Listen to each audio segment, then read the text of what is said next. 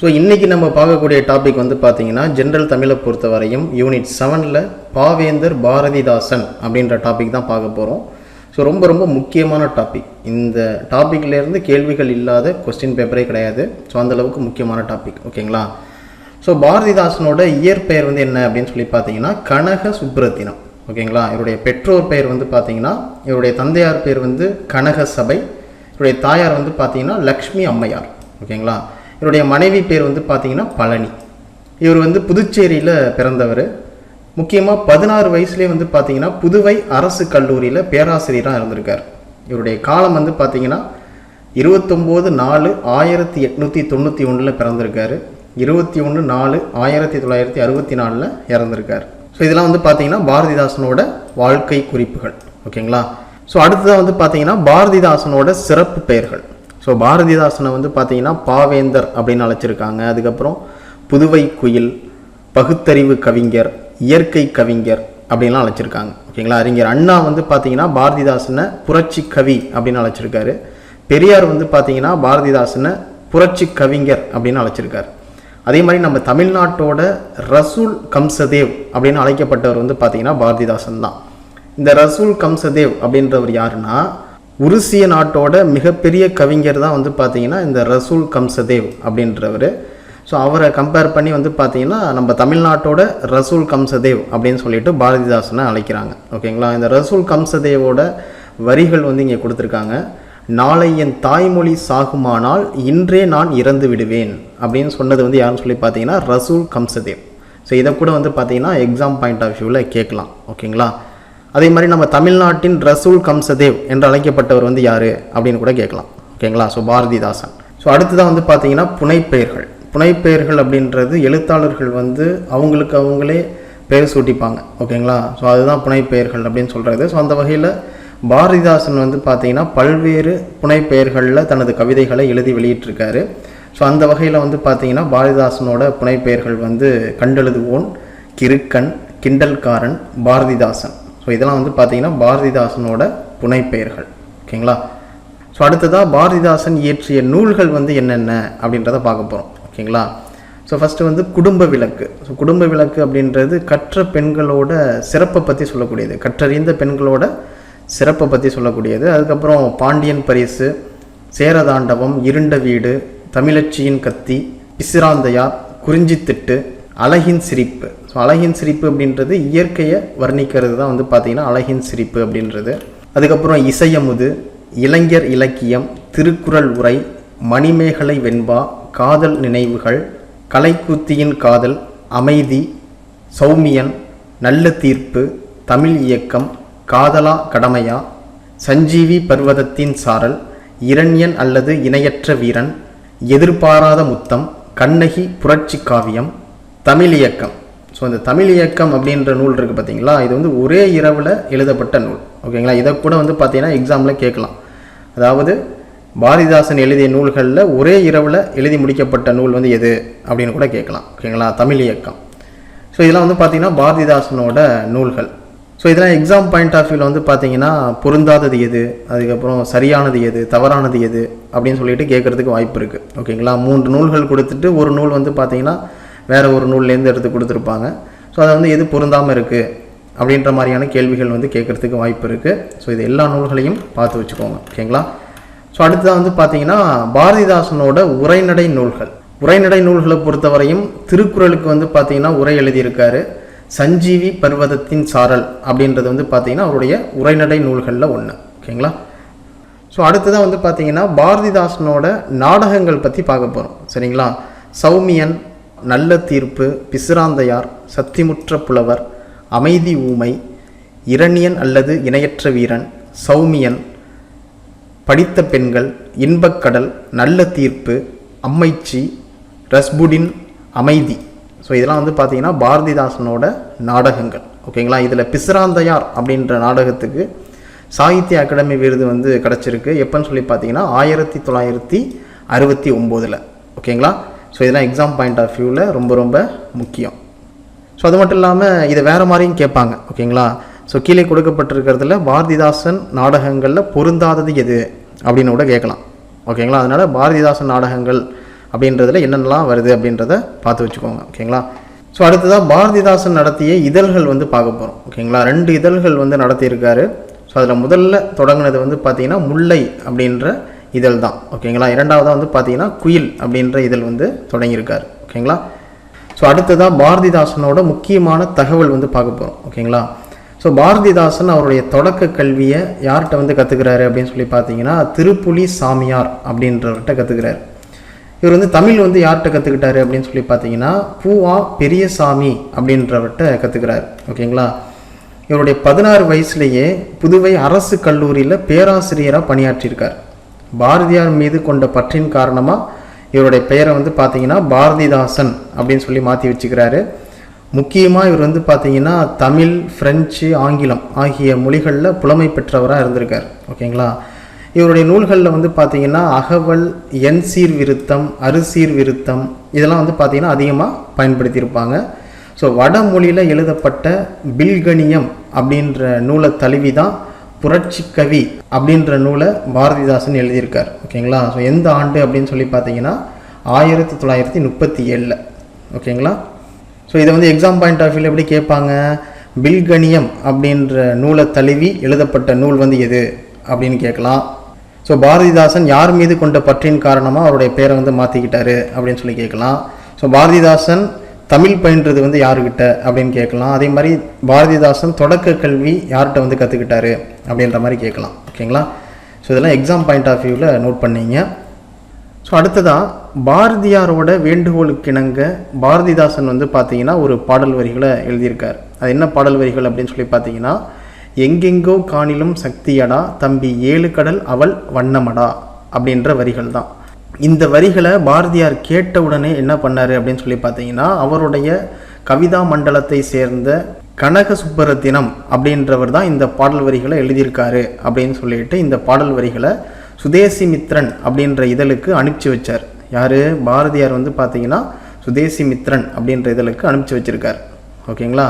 So ரொம்ப ரொம்ப முக்கியமானது, எக்ஸாம் பாயிண்ட் ஆஃப் வியூவில் இதை நோட் பண்ணிங்க. ஸோ எக்ஸாமில் எப்படி கேட்பாங்க அப்படின்னு சொல்லி பார்த்தீங்கன்னா எங்கெங்கோ காணிலும் சக்தியடா தம்பி 7 கடல் அவள் வண்ணமடா அப்படின்ற வரிகளோட ஆசிரியர் வந்து யார் அப்படின்னு கேட்கலாம். அப்படி இல்லைன்னா இந்த வரிகளை யாருடைய வேண்டுகோளுக்கு இணங்க பாரதிதாசன் வந்து எழுதினார் அப்படின்னு கூட கேட்கலாம். ஓகேங்களா? ஸோ அடுத்ததாக வந்து பார்த்தீங்கன்னா தந்தை பெரியாரோட தீவிர தொண்டராக வந்து பார்த்தீங்கன்னா பாரதிதாசன் வந்து இருந்திருக்காரு.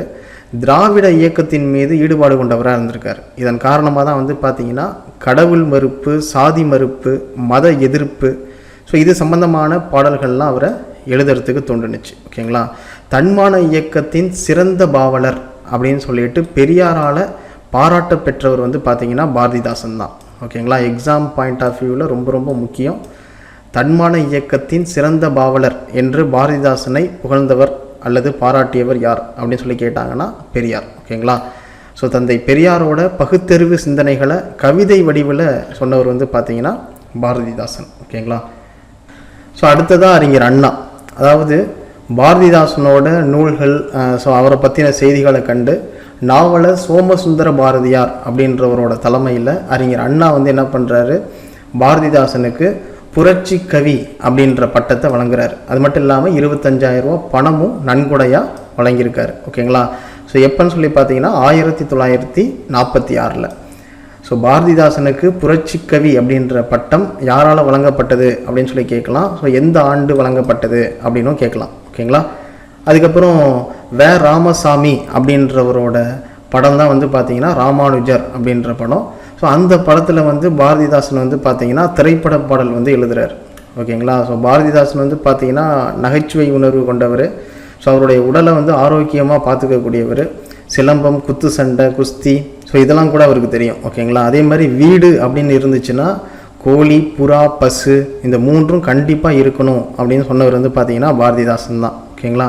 ஸோ பாரதிதாசன் வந்து பார்த்தீங்கன்னா பிரபல எழுத்தாளராகவும் இருந்திருக்காரு, திரைப்பட கதாசிரியராகவும் இருந்திருக்காரு, பெரும் கவிஞராகவும் இருந்திருக்காரு. அது மட்டும் இல்லாமல் அரசியல்லையும் தன்னை வந்து ஈடுபடுத்திக்கிட்டார். ஓகேங்களா? ஸோ புதுச்சேரி சட்டமன்ற உறுப்பினராக 1954 தேர்ந்தெடுக்கப்படுறார். ஓகேங்களா? ஸோ இது வந்து பார்த்தீங்கன்னா முக்கியமானது. பாரதிதாசன் புதுச்சேரி சட்டமன்ற உறுப்பினராக எந்த ஆண்டு தேர்ந்தெடுக்கப்பட்டார் அப்படின்னு சொல்லி கேட்கலாம். ஓகேங்களா? பாரதியாரை பின்பற்றி பாரதிதாசன் வந்து எப்படி இருந்தாரோ அதே மாதிரி பாரதிதாசனை பின்பற்றி வாணிதாசன், கம்பதாசன், சுப்ரத்தினதாசன், ஸோ இவங்களாம் வந்து பார்த்திங்கன்னா பாரதிதாசனை பின்பற்றி இருக்காங்க. ஓகேங்களா. ஸோ நம்ம தமிழக அரசு பாரதிதாசனை கௌரவப்படுத்தும் வகையில் பாவேந்தர் விருது அப்படின்றத ஆண்டுதோறும் வழங்குறாங்க. ஸோ முதல்ல பாவேந்தர் பாரதிதாசன் விருது அப்படின்றது எந்த ஆண்டு வழங்கப்பட்டது அப்படின்னு சொல்லி பார்த்தீங்கன்னா 1978. ஸோ அதை வாங்கிய முதல் நபர் வந்து யாருன்னு சொல்லி பார்த்தீங்கன்னா சுரதா அவர்கள். ஓகேங்களா. ஸோ அது மட்டும் இல்லாமல் பாரதிதாசனை கௌரவப்படுத்தும் வகையில் திருச்சிராப்பள்ளியில் பாரதிதாசன் பெயரில் பல்கலைக்கழகமும் அமைச்சிருக்காங்க. ஓகேங்களா. ஸோ பாரதிதாசன் பல்கலைக்கழகம் அப்படின்றத கேள்விப்பட்டிருப்போம். ஸோ அவரை கௌரவப்படுத்தும் வகையில் தான் அதை ஆரம்பித்தாங்க. ஓகேங்களா. ஸோ அடுத்ததாக வந்து பார்த்திங்கன்னா பாரதிதாசனை பற்றி புகழ்ந்து ஒரு சில அறிஞர்கள் வந்து சொல்லியிருப்பாங்க. ஸோ அதை பற்றி பார்க்க போகிறோம். புதுமை பித்தன் வந்து பாரதிதாசனை பற்றி என்ன சொல்லியிருக்காருன்னா, அறிவு கோயிலை கட்டி அதில் நம்மை குடியேற்ற விரும்புகின்ற பேரறிஞன் வந்து பாரதிதாசன் தான் அப்படின்னு சொல்லிட்டு புதுமை பித்தன் அவர்கள் சொல்லியிருக்காங்க. அதுக்கப்புறம் கூப்ப ராஜகோபாலன் அப்படின்றவர் பாரதிக்கு பிறகு தமிழ்நாட்டின் ஒரு உண்மையான கவி வந்து பாரதிதாசன் தான் அப்படின்னு சொல்லிட்டு ராஜகோபாலன் அப்படின்றவர் சொல்லியிருக்காரு. அடுத்ததாக சிதம்பர செட்டியார் வந்து என்ன சொல்கிறாருன்னா, அவர் தம் பாடல்களை பாடுகின்ற அந்நியனும் தமிழனாகி விடுவான் அப்படின்னு சொல்கிறார். அதாவது பாரதிதாசன் பாடல்களை பாடக்கூடிய அந்நியர்களும் தமிழனாக மாறிடுவாங்க அப்படின்னு சொல்லிட்டு சிதம்பரநாத செட்டியார் வந்து பாரதிதாசனை பற்றி புகழ்ந்து சொல்கிறாரு. அடுத்ததாக திருவிக அவர்கள் வந்து என்ன சொல்கிறாங்கன்னா, குயிலின் பாட்டும் மயிலின் ஆடலும் வண்டின் யாழும் அருவியின் முழவும் இனிக்கும், பாரதிதாசன் பாட்டும் இனிக்கும் அப்படின்னு சொல்லிட்டு திருவிக அவர்கள் பாரதிதாசனை பற்றி புகழ்ந்து சொல்லியிருக்காங்க. ஸோ அடுத்ததான் சுரதா அவர்கள் வந்து என்ன சொல்கிறாங்கன்னா, தடையேதும் இல்லை இவர் நடையில் வாழைத்தண்டுக்கோ தடுக்கின்ற கணுகள் உண்டு. அதாவது வாழைத்தண்டுக்கு கூட தடுக்கின்ற கணுகள் வந்து இருக்குது, ஆனால் இவருடைய நடையில் வந்து பார்த்திங்கன்னா எந்த ஒரு தடையும் இல்லை அப்படின்னு சொல்லிட்டு சுரதா அவர்கள் சொல்கிறாங்க. ஓகேங்களா. ஸோ இது எல்லாமே வந்து பார்த்திங்கன்னா எக்ஸாம் பாயிண்ட் ஆஃப் வியூவில் ரொம்ப ரொம்ப முக்கியமானது தான். ஸோ அதுக்கப்புறம் 1990 நம்மளுடைய தமிழக அரசு வந்து பார்த்திங்கன்னா பாரதிதாசனுடைய நூல்களை நாட்டுடைமையாக ஆக்குனாங்க. ஓகேங்களா. அதுக்கப்புறம் 2001 அக்டோபர் மாதம் 9 சென்னை தபால் துறை மூலமாக ஒரு நினைவு அஞ்சல் தலையை இவருடைய பெயரில் வெளியிட்டாங்க. ஸோ ரொம்ப ரொம்ப முக்கியமாக புதுவை அரசு வந்து பார்த்திங்கன்னா இவருடைய பாடல் வரியை அவங்களுடைய தமிழ்தாய் வாழ்த்தா ஏற்றுக்கிட்டாங்க. ஓகேங்களா. அது என்ன பாடல் வரிகள் அப்படின்னு சொல்லி பார்த்தீங்கன்னா, வாழ்வினில் செம்மையை செய்பவள் நீயே அப்படின்ற தமிழ் வாழ்த்து பாடலை புதுவை அரசு தங்களுடைய தமிழ்தாய் வாழ்த்தா ஏற்றுக்கிட்டாங்க. ஓகேங்களா.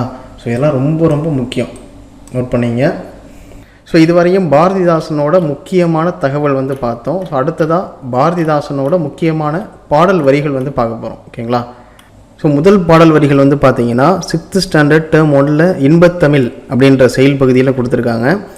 தமிழுக்கு அமுதென்று பேர் அந்த தமிழின்ப தமிழெங்கள் உயிருக்கு நேர், தமிழுக்கு நிலவென்று பேர் இன்ப தமிழெங்கள் சமூகத்தின் விளைவுக்கு நீர், தமிழுக்கு மனமென்று பேர் இன்ப தமிழெங்கள் வாழ்விற்கு நிருமித்த ஊர், தமிழெங்கள் இளமைக்கு பால் இன்ப தமிழ் நல்ல புகழ்மிக்க புலவர்க்கு வேல், தமிழெங்கள் உயர்வுக்கு வான் இன்ப தமிழெங்கள் அசதிக்கு சுடர்தந்த தேன், தமிழங்கள் அறிவுக்கு தோல் இன்ப தமிழங்கள் கவிதைக்கு வைரத்தின் வாழ்.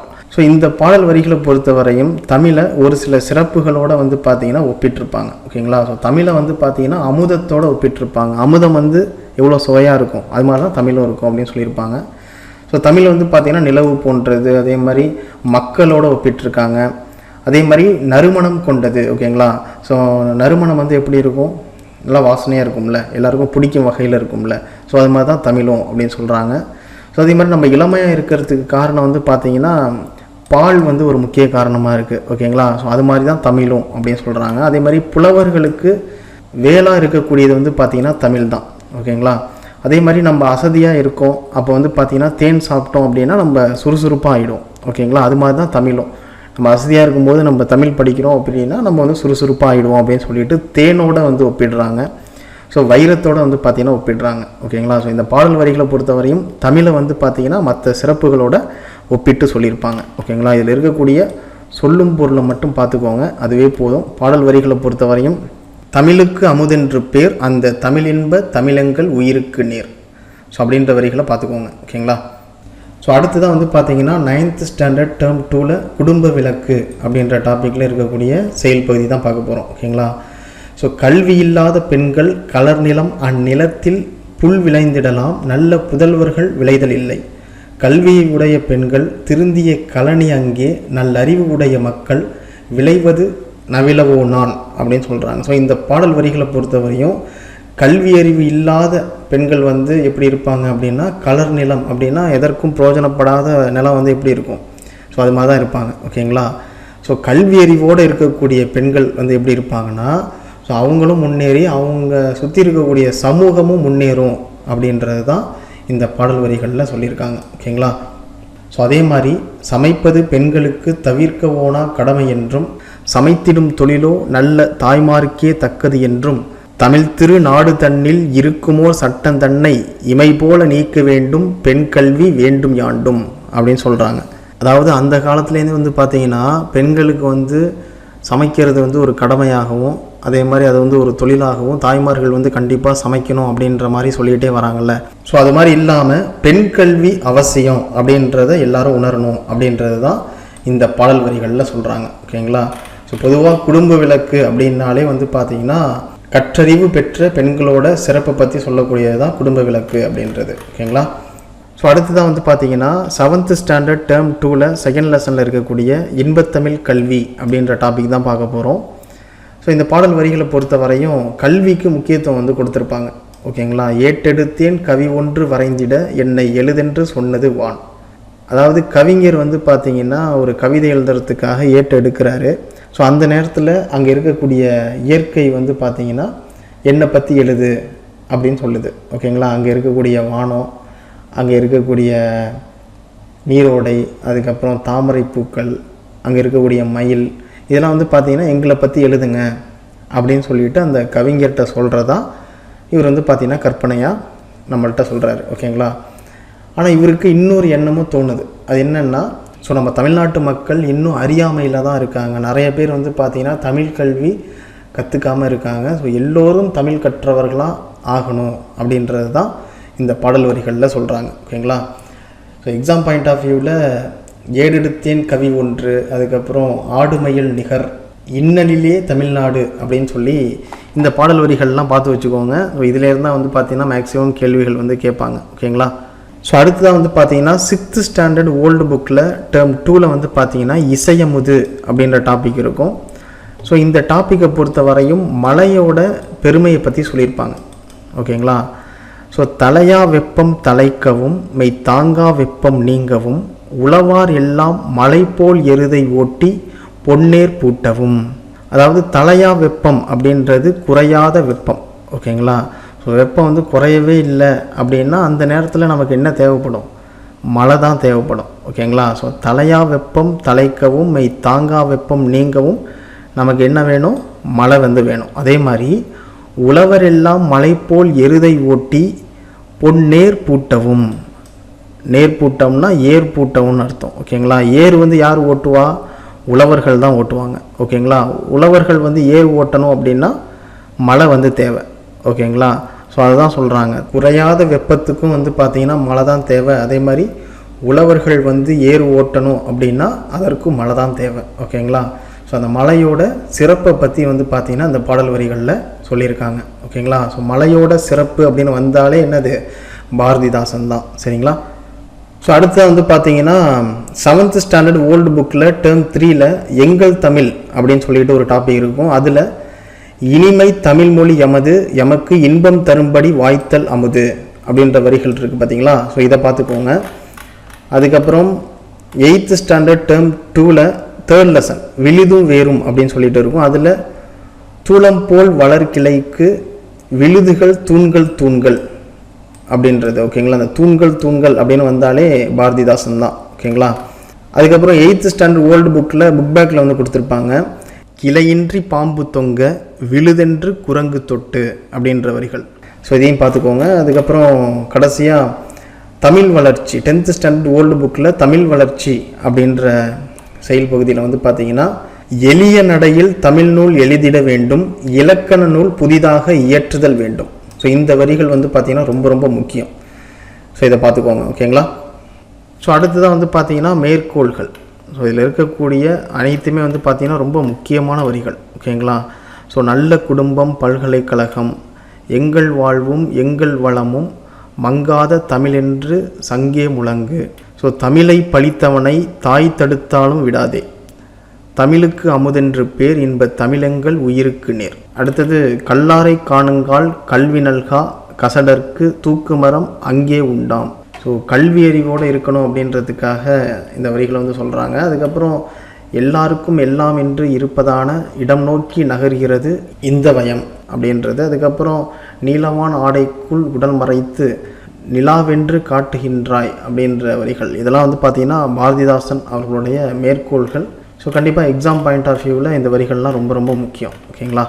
ஓகே ஃப்ரெண்ட்ஸ், இதோட இந்த வீடியோ பதிவு கம்ப்ளீட் ஆகுது. ஸோ கண்டிப்பாக இந்த வீடியோ பதிவு உங்களுக்கு யூஸ்ஃபுல்லாக இருந்திருக்கும்னு நினைக்கிறேன். ஸோ எந்தளவுக்கு யூஸ்ஃபுல்லாக இருந்தது அப்படின்றத கமெண்ட் பாக்ஸில் மென்ஷன் பண்ணுங்கள். ஓகேங்களா? ஸோ அதே மாதிரி உங்களுடைய நண்பர்களுக்கு ஷேர் பண்ணுங்கள். ஓகேங்களா? Okay, thank you. துருவம் அகாடமியிலிருந்து கார்த்திக்.